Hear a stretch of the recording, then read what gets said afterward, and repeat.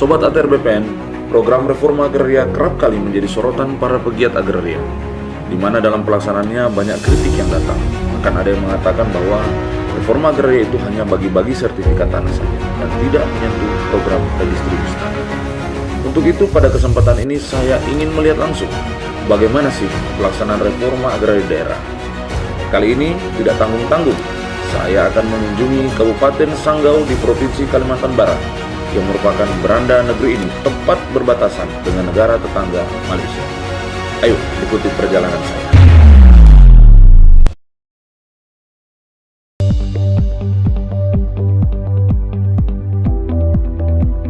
Ya, Sobat ATR BPN, sekitar 42 km dari Sanggau, kita akhirnya sampai di Angkode ya, Mas Bud?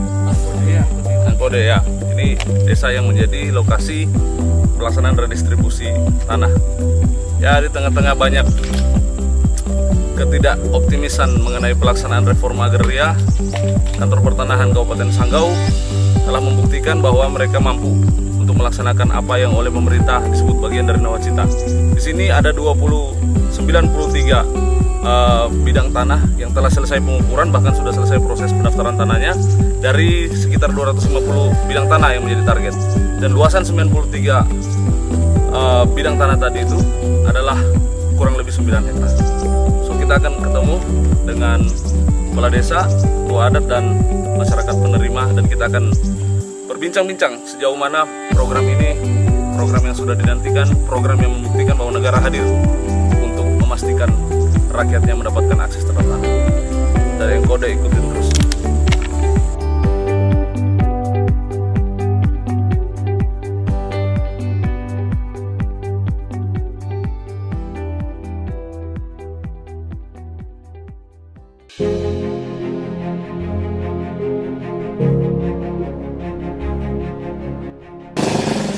Saya berdomisili di sini baru 7 tahun. Saya mendapatkan tanah ini dari mertua saya. Kenapa saya memiliki tanah ini? Karena kebetulan kata orang sini itu saya ini buat takurnya yang memelihara orang tua, yang menghidupi orang tua lah. Jadi tanah ini jadi milik saya. Menurut aturan di sini. Profesi saya di sini ketua umat Katolik.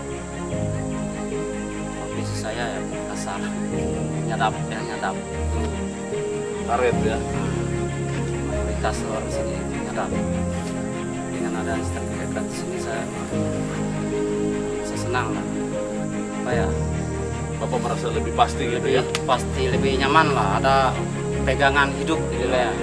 Kalau sudah ada sertifikat itu kan bisa untuk jaminan. Kalau kita mendesak pakai uang kan bank bisa percaya sama kita.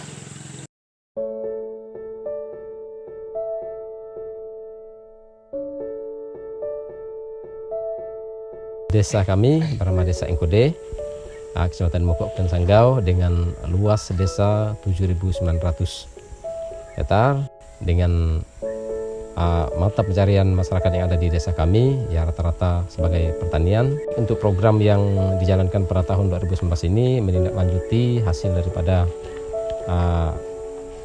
program dari Kementerian dari Kehutanan kerjasama juga dengan BPN Kabupaten Sanggau, yang dimana pada tahun 2015 yang dilepaskan untuk tahun ini kurang lebih 165 hektar. Dengan total untuk sertifikatnya persilnya 250. Semua masyarakat rakyat yang ada di Desa Angkode ini sangat menantikan untuk pembuatan sertifikat ini, dan ini masyarakat ingin supaya setiap tahun berlanjut ya, dan setiap tahunnya ada yang istilahnya program sertifikat ini, karena ini memang program yang sangat dinantikan oleh masyarakat desa.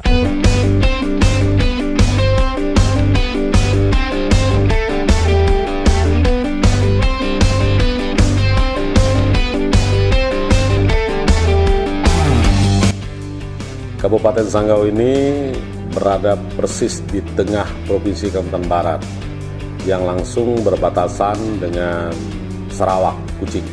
Nah, dalam kehidupan sosial masyarakat tentu yang terjadi adalah ya bagaimana kita mendorong agar kesejahteraan itu lebih baik, termasuk kendala-kendala yang kita hadapi soal infrastruktur. Dan yang paling penting yang saya rasakan adalah bagaimana orang harus jelas haknya atas hak. Ini berkaitan juga dengan kepastian hak termasuk ya dukungan ekonomi.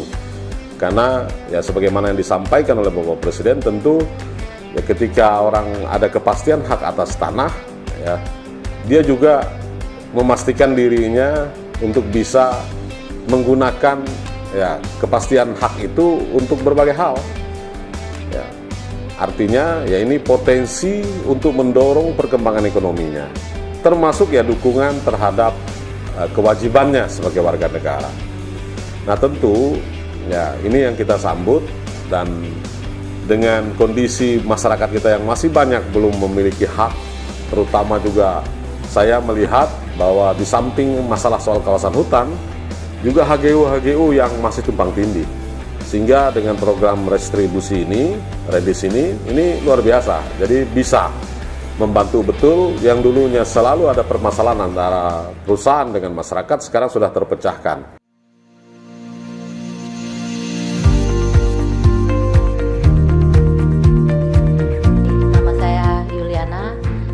Pertanahan Kabupaten Sanggau, Provinsi Kalimantan Barat.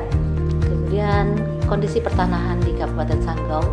Kabupaten Sanggau dengan luas wilayah lebih kurang 1,2 juta hektar sanaan pendaftaran tanah yang sudah kita laksanakan, ya Mbak ya. Kita mungkin fokusnya di program prioritas. Nah, program prioritas kami di tahun ini kita mendapat target sertifikasi PTSL 2216 sertifikat, kemudian pemetaannya, peta bidang tanahnya 4.000. Nah, alhamdulillah di akhir April ini peta bidang selesai, kemudian di 2 April kemarin sertifikat selesai untuk PTSL. Alhamdulillah tahun ini kami di April kita selesai untuk PTSL. Nah, redistribusi kami mendapat target 14.000 sertifikat. Itulah kegiatan kita yang akan kita laksanakan segera, karena 14.000 merupakan bukan jumlah yang sedikit. Ya. Khusus reforma agria itu kan punya objek yang berjenis-jenis. Nah, alhamdulillah di Sanggau itu cukup lengkap objek untuk reforma. Kami ada pelepasan HGU sukarela dari perusahaan, dari HGU 19.000 hektar dilepaskan oleh perusahaan 12.000 hektar.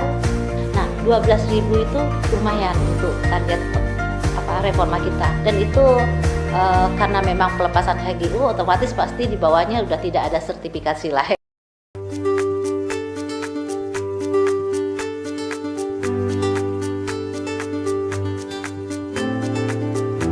Saya Cion Alexander, saya aktivis